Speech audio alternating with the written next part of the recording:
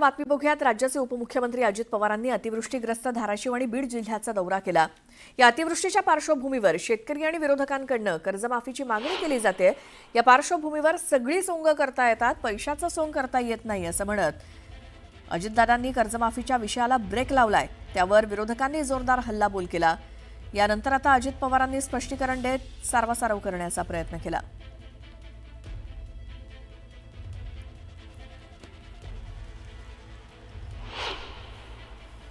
मी तुम्हाला एक गोष्ट सांगतो, सगळी सोंग करता येतात, पैशाचं सोंग करता येत नाही.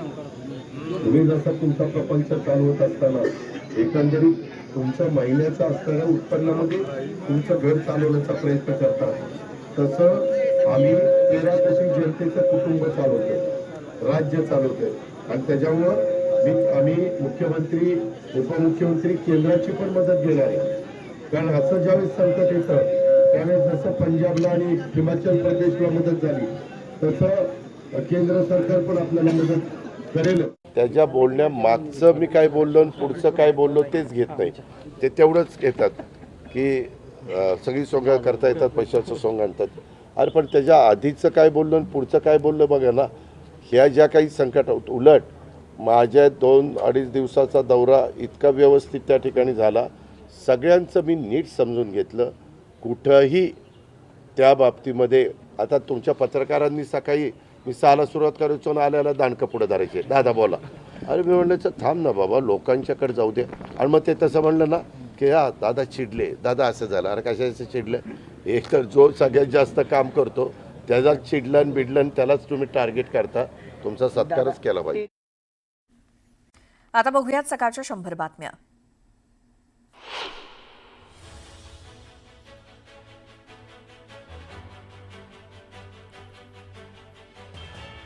सोलापूर जिल्ह्यासह धाराशिव आणि अहिल्यानगरमध्ये उद्या आणि परवा पुन्हा पावसाचा रेड अलर्ट देण्यात आलेला आहे. त्यामुळे आता माढा, मोहोळ आणि करमाळा इथे पुन्हा पूर परिस्थिती निर्माण होण्याची शक्यता आहे. बीड जिल्ह्यात महापुरानं भूगोल बदललाय. जमीन खरडून नाही तर जमीन गायब झाली आहे. नदीनं प्रवाह बदललाय, त्यामुळे भीषण परिस्थिती निर्माण झाली. बीडमधील पूरस्थितीचे ड्रोन दृश्य न्यूज 18 लोकमतवरती. सोलापूर विजयपूर राष्ट्रीय महामार्गावरील एकेरी वाहतुकीला सुरुवात झाली आहे. सोलापूर विजयपूर राष्ट्रीय महामार्ग तब्बल 60 तासांनंतर वाहतुकीसाठी खुला झालाय. सोलापूर दक्षिण भागाचा मागील काही दिवसांपासून संपर्क तुटला होता. न्यूज 18 लोकमतच्या बातमीनंतर नाम फाउंडेशननं पुढाकार घेतलाय. गेवरा इथल्या मोसंबी बागा उद्ध्वस्त झाल्याचा रिपोर्ट न्यूज 18 लोकमतनं दाखवला होता. दरम्यान अभिनेते नाना पाटेकर आणि मकरंद अनासपूर यांनी या बातमीची दखल घेतली. कोकण, मध्य महाराष्ट्र आणि विदर्भात पुढील 2 ते 3 दिवस पावसाचा जोर वाढण्याची शक्यता आहे. हवामान विभागानं शुक्रवार ते रविवार मुंबईसोबतच ठाणे जिल्ह्याला अतिमुसळधार पावसाचा इशारा दिलाय. मराठवाड्यात मेघगर्जनेसह पावसाची शक्यता वर्तवण्यात आली आहे.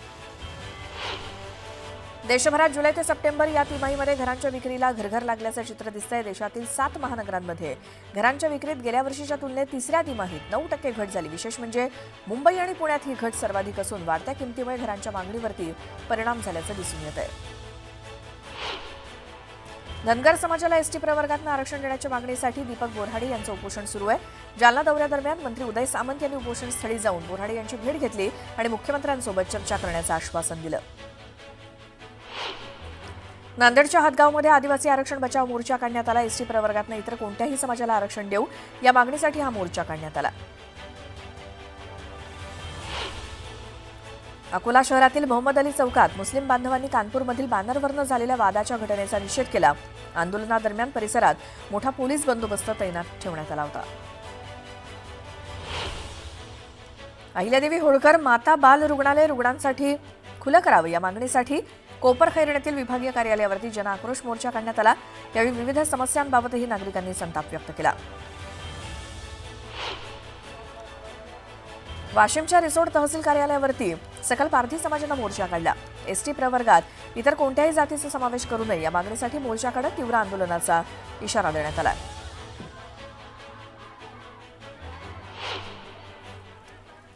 पुढची बातमी बघूयात. मुख्यमंत्री देवेंद्र फडणवीसांनी पंतप्रधान मोदींची भेट घेतली. राज्यातील पूर परिस्थितीबाबत दोघांमध्ये तासभर चर्चा झाली. या पूरस्थितीबाबत मुख्यमंत्री फडणवीसांनी पंतप्रधान मोदींना एक निवेदन दिलं.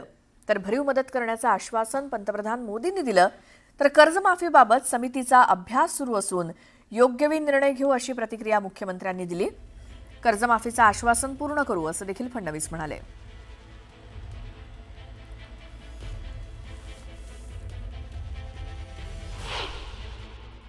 महाराष्ट्रातल्या पूर परिस्थितीची सगळी कल्पना मी दिली. कशा पद्धतीचं नुकसान झालेलं आहे त्या संदर्भात सांगितलं आणि त्यांना विनंती केली की आम्हाला NDRFच्या माध्यमातून भरीव मदत करा आणि जेवढी जास्तीत जास्त मदत करता येईल तेवढी मदत आपण करावी. त्यांनी देखील त्याला सकारात्मकता दाखवलेली आहे आणि त्यांनी सांगितलंय की लवकरात लवकर तुमचा प्रस्ताव येऊ द्या.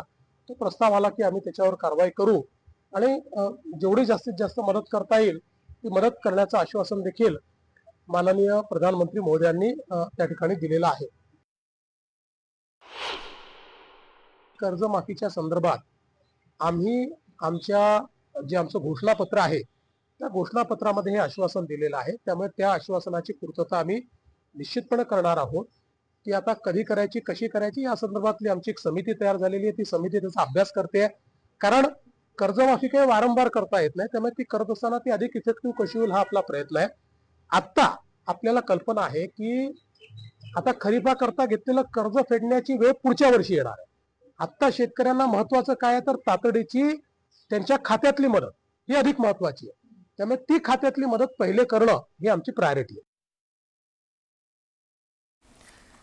तर केंद्र सरकारच्या PM केअर फंडातनं 25 ते 50 हजार कोटी रुपये काढून महाराष्ट्रातील शेतकऱ्यांची तत्काळ कर्जमाफी करा अशी मागणी काल उद्धव ठाकरेंनी केली. यावरून मुख्यमंत्री फडणवीसांनी ठाकरेंवरती टीका केली.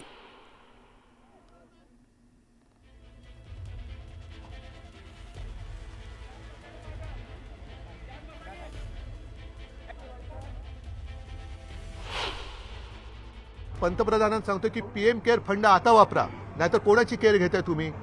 PM केअर फंडातून माझ्या शेतकऱ्यांना कर्जमुक्त करा, नाहीतर शेतकऱ्याला पर हेक्टरी 50,000 रुपये द्या. ह्या सगळ्या गोष्टी ज्या आहेत ह्या पंतप्रधानांनी एक विश्वगुरू म्हणून आपल्या शेतकऱ्यांची काळजी घ्यायला त्यांना काही हरकत नाहीये. म्हणून ही काही जबाबदारी हे पंतप्रधानांनी घ्यायला पाहिजे. PM केअर फंडासारखा फंड हा माजी मुख्यमंत्री उद्धवजी ठाकरे यांना तयार करण्याकरता केंद्र सरकारने परवानगी दिली. कोविड करता तो तयार झाला. 600 कोटी रुपये त्या फंडात आले. एक नवा पैसा देखील ते खर्च करू शकले नाहीत. आणि आज अवस्था अशी झाली आहे की तो फंड CAGच्या नॉर्म्सप्रमाणे कोविड करता तयार झालाय. त्यामुळे इतरत्र खर्च करता येत नाही. त्यामुळे आता त्याच्यात नेमकं काय करायचं या संदर्भात आमच्यासमोर प्रश्न आहे. त्यामुळे 600 कोटी रुपये आपल्या फंडात असताना लोकांनी ते दिलेले असताना आणि लोक पटापटा मरत असताना एक नवा पैसा जे खर्च करू शकत नाही त्यांनी कोणाला किती शहाणपण शिकवावं हे देखील ठरवलं पाहिजे. पुन्हा पाहूयात सकाळच्या 100 बातम्या. नवरात्रोत्सवात आता सप्तमीच्या दिवशी सकाळी 6 वाजल्यापासून ते रात्री 12 वाजेपर्यंत गरब्यावरती ताल धरता येणार आहे. मुंबई उपनगरचे जिल्हाधिकारी सौरभ कटियार यांनी रात्री 12 वाजेपर्यंत ध्वनिक्षेपक आणि ध्वनिवर्धक वापराची परवानगी दिली. अष्टमी आणि नवमीला ध्वनिक्षेपकाच्या वापरासाठी परवानगी होती. त्यात आता 29 सप्टेंबरचा देखील समावेश करण्यात आला. दुरुस्ती आणि अन्य कामांसाठी 3ही उपनगरीय रेल्वे मार्गावरती रविवारी मेगा ब्लॉक घेण्यात येणार आहे. मध्य रेल्वेवर विद्याविहार आणि ठाणे स्थानकादरम्यान 5 आणि 6व्या मार्गिकांवरती तसंच ठाणे आणि वाशी ते नेरूळ या स्थानकादरम्यान अप आणि डाऊन ट्रान्सहार्बर मार्गावरती मेगा ब्लॉक असेल. तर पश्चिम रेल्वेवरती चर्चगेट आणि मुंबई सेंट्रल दरम्यान मेगा ब्लॉक घेतला जाणार आहे. मुंबई विद्यापीठातील डॉ. बाबासाहेब आंबेडकर आंतरराष्ट्रीय संशोधन केंद्रामध्ये डॉ. बाबासाहेब आंबेडकर अध्यासन केंद्राची स्थापना केली जाणार आहे. यासाठी केंद्रीय सामाजिक न्याय आणि सक्षमीकरण मंत्रालयानं मंजुरी दिली असून लवकरच हे केंद्र कार्यान्वित होणार आहे.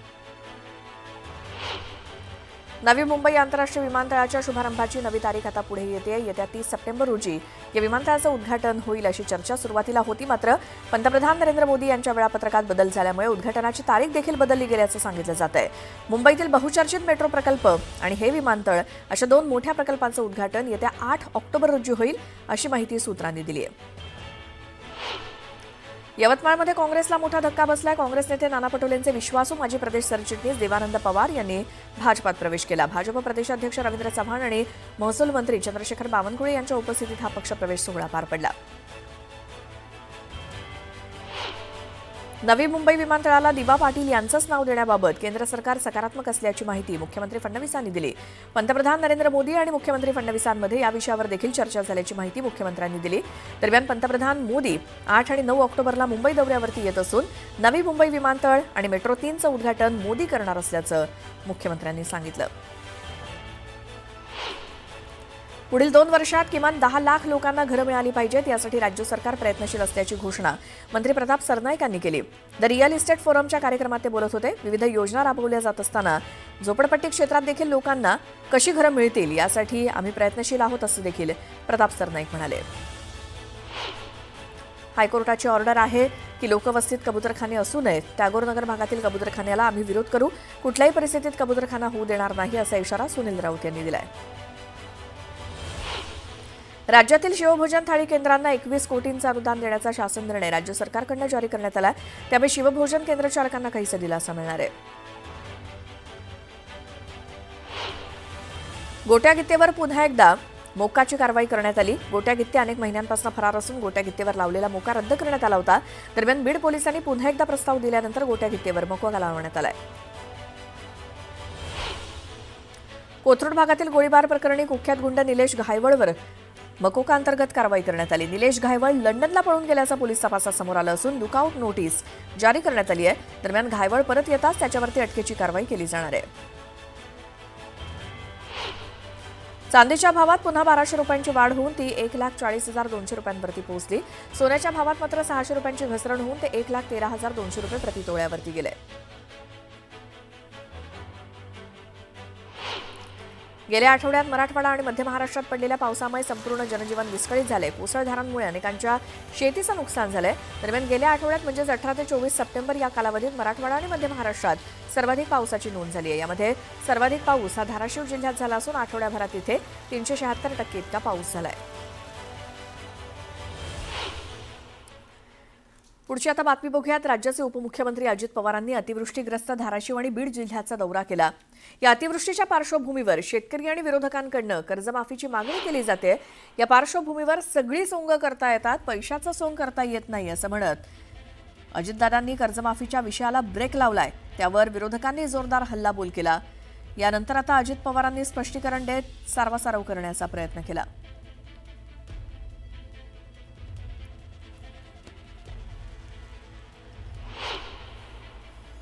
मी तुम्हाला एक गोष्ट सांगतो.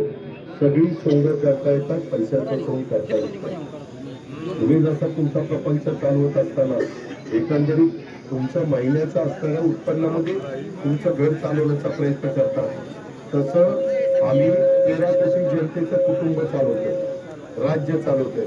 आणि त्याच्यामुळं आम्ही मुख्यमंत्री, उपमुख्यमंत्री केंद्राची पण मदत घेणार आहे. कारण असं ज्यावेळेस संकट येतं त्यावेळेस जसं पंजाबला आणि हिमाचल प्रदेशला मदत झाली तसं केंद्र सरकार पण आपल्याला मदत करेल. त्याच्या बोलण्यामागचं मी काय बोललो आणि पुढचं काय बोललो तेच घेत नाही. ते तेवढंच घेतात की सगळी सोंग करता येतात, पैशाचं सोंग आणतात. अरे पण त्याच्या आधीचं काय बोललो आणि पुढचं काय बोललं बघा ना. ह्या ज्या काही संकट उलट माझ्या 2-2.5 दिवसाचा दौरा इतका व्यवस्थित त्या ठिकाणी झाला. सगळ्यांचं मी नीट समजून घेतलं. कुठंही त्या बाबतीमध्ये आता तुमच्या पत्रकारांनी सकाळी मी 6ला सुरुवात करायचो ना आल्याला दांडकं पुढं धरायचे, दादा बोला. अरे मी म्हणलं थांब ना बाबा, लोकांच्याकडे जाऊ दे. आणि मग ते तसं म्हणलं ना की हा दादा चिडले, दादा असं झालं. अरे कशाचं चिडलं? एक तर जो सगळ्यात जास्त काम करतो त्याचाच चिडलं आणि बिडलं आणि त्यालाच तुम्ही टार्गेट करता. तुमचा सत्कारच केला पाहिजे.